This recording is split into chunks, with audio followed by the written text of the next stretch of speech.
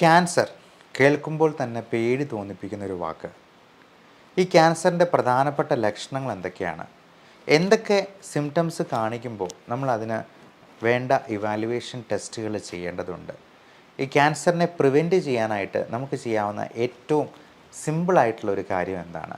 അനിയന്ത്രിതമായിട്ട് പെറ്റുപെരുകുന്ന increased glucose അപ്ടേക്കുള്ള ഏതെങ്കിലും Celso group of Celso ഉണ്ടെന്നുണ്ടെങ്കിൽ നമുക്ക് പെറ്റ് സ്കാനിൽ ഡിറ്റക്ട് ചെയ്യാൻ പറ്റും.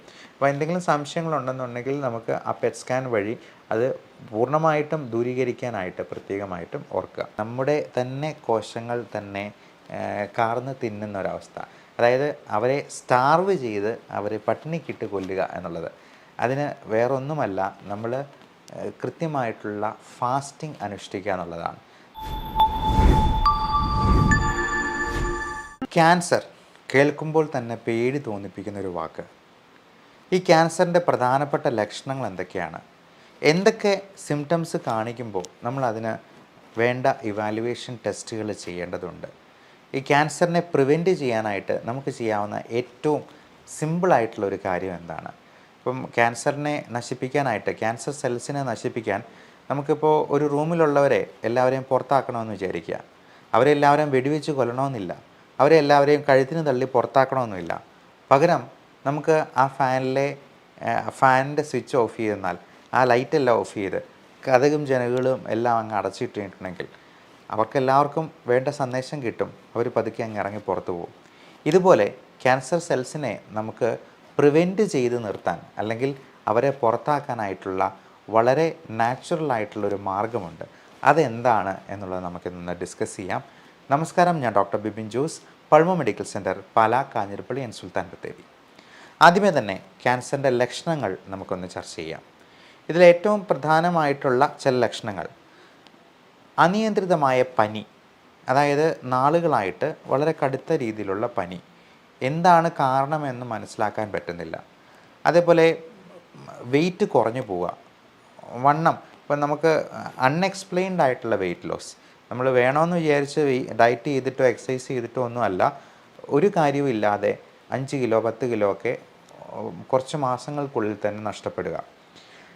എപ്പോഴും ഫുള്ളാണ് എന്നൊരു തോന്നുക, അതായത് അനോറെക്സിയ, നമുക്ക് ഭക്ഷണം കഴിക്കാനേ തോന്നുന്നില്ല, എപ്പോഴും നമ്മൾ വയറ് ഫുള്ളാണ്, അല്ലെങ്കിൽ നമുക്ക് വിശപ്പ് തോന്നുന്നേ ഇല്ല എന്നുള്ളൊരവസ്ഥ.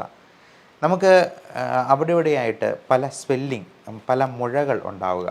ഏറ്റവും പ്രധാനമായിട്ടും ഈ ലിംഫ് നോഡ്, കഴലകൾ എന്ന് പറയുന്ന കഴുത്തിൻ്റെ അവിടെ, അല്ലെങ്കിൽ കഷത്തിൽ, നമ്മുടെ തുടയിടുക്കുകളിൽ, മറ്റ് ഈ ചെവിയുടെ പുറകിലായിട്ട് ഒക്കെ എന്തെങ്കിലും മുഴകളായിട്ട് വരിക. അവിടെ എന്തെങ്കിലും വീക്കോ അല്ലെങ്കിൽ വേദനകളോ ഉണ്ടാവുക. പിന്നെ ഓരോ തരത്തിലുള്ള ക്യാൻസറിനും ഓരോ ലക്ഷണങ്ങളുണ്ട്. ഇപ്പോൾ തൈറോയിഡിൻ്റെ ക്യാൻസറിന് അവിടെ മുഴകളായിട്ട്, നോഡ്യൂളായിട്ട് വരാം. അപ്പോൾ പലപ്പോഴും പല ക്യാൻസറുകളും നമ്മൾ തുടക്കത്തിൽ തന്നെ സ്വെല്ലിംഗ് ആയിട്ടിരിക്കുമ്പോഴത്തേക്കും അത് ചികിത്സിച്ചെന്നാൽ ക്യാൻസറസ് ആകാതെ മാറാനായിട്ട് നമുക്ക് അത് പ്രിവെൻറ്റ് ചെയ്യാനായിട്ട് സാധിക്കും. ക്യാൻസർ എന്ന് പറയുന്നത് തന്നെ ഒരു സെല്ലിന്, ഒരു കോശത്തിന്, അല്ലെങ്കിൽ ഒരു ഗ്രൂപ്പ് ഓഫ് സെൽസിന് ഭ്രാന്ത് പിടിച്ചതുപോലെ പെറ്റുപെരുകയാണ്. അത് അൺകൺട്രോൾഡ് പ്രോലിഫറേഷൻ ഓഫ് സെൽസ് എന്നാണ് നമ്മൾ നിയോപ്ലാസം എന്ന ടെർമിനോളജിയിൽ വിശേഷിപ്പിക്കുക. ക്യാൻസറിൻ്റെ മെഡിക്കൽ ടെർമിനോളജിയാണ് ഈ നിയോപ്ലാസം, അല്ലെങ്കിൽ മലിഗ്നൻസി എന്നൊക്കെ പറയുക. അപ്പോൾ അങ്ങനെ എന്തെങ്കിലും ഒരു സ്വെല്ലിംഗ് ഉണ്ടെന്നുണ്ടെങ്കിൽ ഏറ്റവും പെട്ടെന്ന് തന്നെ അതിൻ്റെ ബയോപ്സി, അല്ലെങ്കിൽ മിനിമം ഒരു FNAC ടെസ്റ്റിംഗിലും ചെയ്യുക, ഫൈൻ നീഡിൽ ആസ്പിറേഷൻ സൈറ്റോളജി എന്ന് പറയുന്ന ടെസ്റ്റ്. അതുപോലെ സ്ത്രീകൾക്കാണെങ്കിൽ, നമ്മുടെ അമ്മമാർക്കൊക്കെ ആണെങ്കിൽ ഇങ്ങനെയുള്ള എന്തെങ്കിലും സിംറ്റം ഉണ്ടെങ്കിൽ പറയാൻ മടിയാണ്.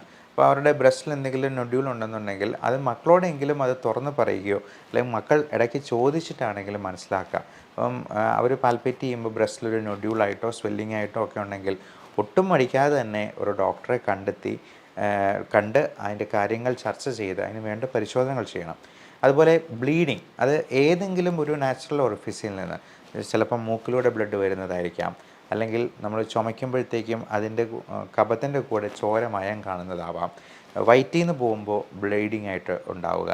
സ്ത്രീകൾക്കാണെങ്കിൽ വജൈനൽ ബ്ലീഡിങ്, പീരീഡ്സിൻ്റെ സമയം അല്ലെങ്കിൽ പോലും ബ്ലീഡിങ് ഉണ്ടാവുക, അല്ലെങ്കിൽ കൂടുതലായിട്ട് ബ്ലീഡിങ് ഉണ്ടാവുക.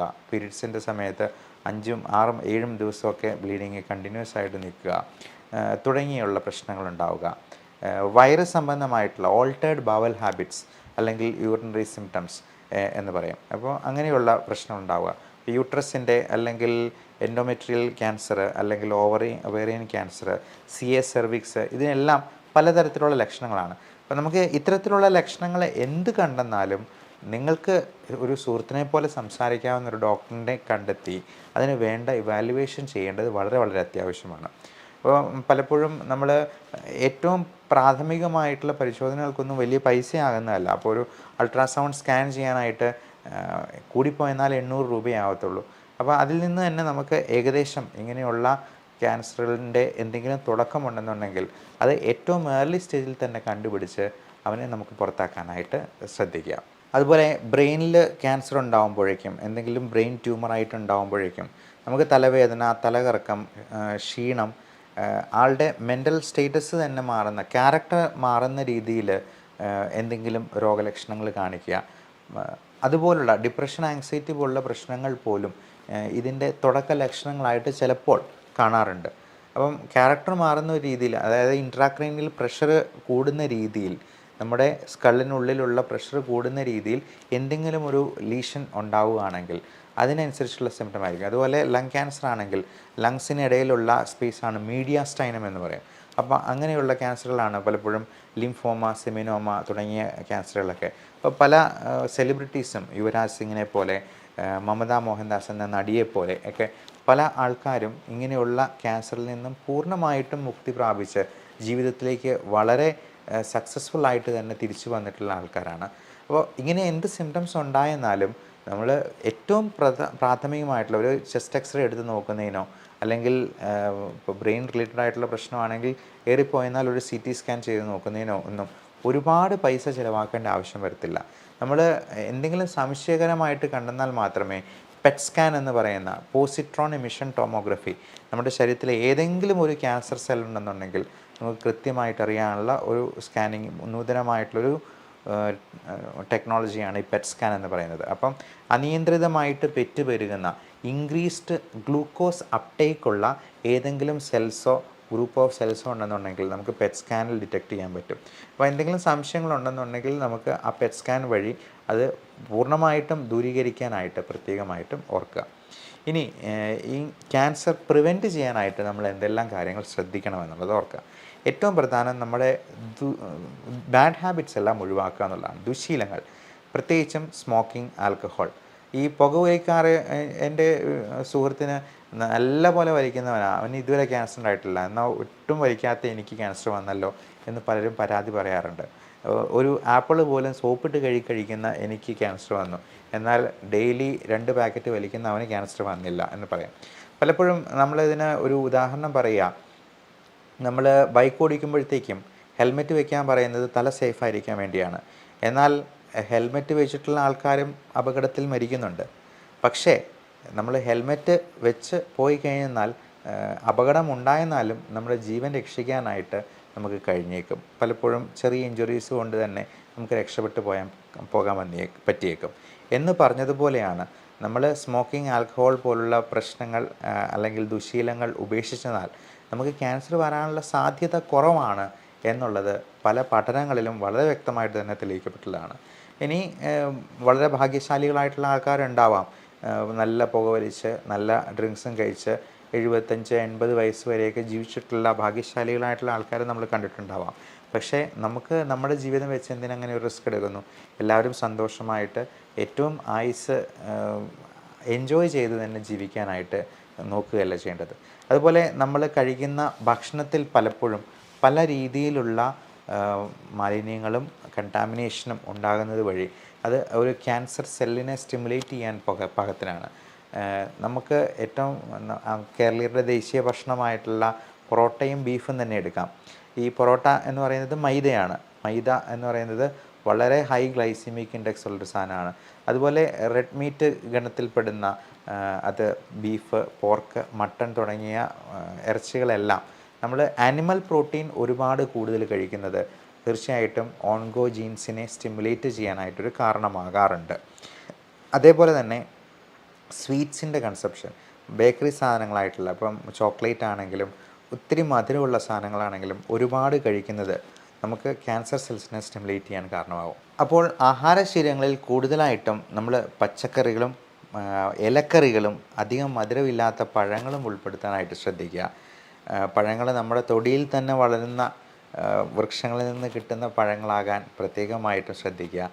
നമ്മൾ ഒരുപാട് കണ്ടാമിനേറ്റഡ് ആയിട്ടുള്ള കെമിക്കൽസ് ഉപയോഗിച്ചിട്ടുള്ള സാധനങ്ങൾ കഴിവതും ഉപയോഗിക്കാതിരിക്കുക. ഇനി ഈ ക്യാൻസറിനെ എല്ലാം പ്രിവെൻറ്റ് ചെയ്യാനായിട്ടുള്ള ഒരു അത്ഭുത പ്രതിഭാസമാണ് ഓട്ടോഫേജി എന്ന് പറയുന്നത്. അത് 2016 നോബൽ പ്രൈസ് കിട്ടിയിട്ടുള്ള വളരെ വിപ്ലവകരമായിട്ടുള്ളൊരു കണ്ടുപിടുത്തമായിരുന്നു. യാഷിനോറി ഓസുമി എന്ന് പറയുന്ന ജാപ്പനീസ് ശാസ്ത്രജ്ഞൻ, അദ്ദേഹത്തിന് ഫിസിയോളജി ഓഫ് മെഡിസിനിൽ നോബൽ പ്രൈസ് 2016 ഏതാണ്ട് 6-7 വർഷങ്ങൾക്ക് മുൻപ് കിട്ടിയിരിക്കുന്ന വളരെ വിപ്ലവകരമായിട്ടുള്ള ഈ കണ്ടുപിടുത്തത്തിന് ഓട്ടോഫേജി എന്നാണ് പേര് പറയുക. ഓട്ടോഫേജി എന്ന് പറഞ്ഞാൽ മറ്റൊന്നുമല്ല, നമ്മുടെ സെൽസിനെ, ക്യാൻസർ സെൽസിനെ നമ്മുടെ തന്നെ കോശങ്ങൾ തന്നെ കാർന്ന് തിന്നുന്ന ഒരവസ്ഥ. അതായത് അവരെ സ്റ്റാർവ് ചെയ്ത് അവരെ പട്ടിണിക്കിട്ട് കൊല്ലുക എന്നുള്ളത്. അതിന് വേറൊന്നുമല്ല, നമ്മൾ കൃത്യമായിട്ടുള്ള ഫാസ്റ്റിംഗ് അനുഷ്ഠിക്കുക എന്നുള്ളതാണ്. നമ്മളൊരു 16-18 മണിക്കൂർ ഒരു ദിവസം നമുക്ക് കൊടുക്കാൻ, ഫാസ്റ്റിങ്ങിന് വേണ്ടി കൊടുക്കാൻ പറ്റുവാണെന്നുണ്ടെങ്കിൽ അത് മാത്രം മതി ഓട്ടോഫേജി എന്ന പ്രതിഭാസം വഴി നമ്മുടെ ക്യാൻസർ സെൽസിനെ കൊന്നൊടുക്കാൻ എന്നുള്ളതാണ്.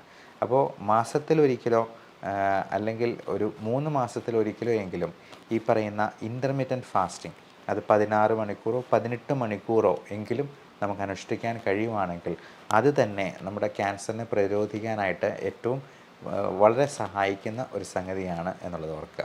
ഈ ഓട്ടോഫേജി എന്ന വാക്കിന് സെൽഫ് ഈറ്റിംഗ് എന്നൊരർത്ഥം കൂടിയുണ്ട്. അതായത് നമ്മുടെ ക്യാൻസർ സെൽസിനെ നമ്മുടെ കോശങ്ങൾ ഉപയോഗിച്ച് തന്നെ അങ്ങ് കാർന്ന് തിന്നുക. ഞാൻ ആദ്യം പറഞ്ഞ ഉദാഹരണം പോലെ ഒരാളെ പുറത്താക്കാനായിട്ട് അവനെ വെടിവെച്ച് കൊല്ലുമൊന്നും വേണ്ട. അവിടുത്തെ ലൈറ്റും ഫാനും ഒക്കെ അങ്ങ് ഓഫ് ചെയ്ത് കഴിഞ്ഞിട്ട് ആ കതവും അങ്ങ് അടച്ചിട്ട് കഴിഞ്ഞിട്ടുണ്ടെന്നുണ്ടെങ്കിൽ, ജനലും എല്ലാം അടച്ചിട്ട് കഴിഞ്ഞിട്ടുണ്ടെങ്കിൽ അവന് തന്നെ മനസ്സിലാക്കും ഇറങ്ങിപ്പോകാനുള്ള സമയമായി എന്നുള്ളത്. ഇതുപോലെ നമുക്ക് ഈ സെൽഫ് ഈറ്റിംഗ് വഴി, ഓട്ടോഫേജി വഴി ക്യാൻസറിനെ പടിക്ക് പുറത്ത് നിർത്താനായിട്ട് എല്ലാവർക്കും സാധിക്കട്ടെ. നല്ല ആരോഗ്യം ആശംസിക്കുന്നു. Love and regards, doctor Bibin Jose, Pulmo medical centre, Pala, Kanjirappally and Sulthan Bathery.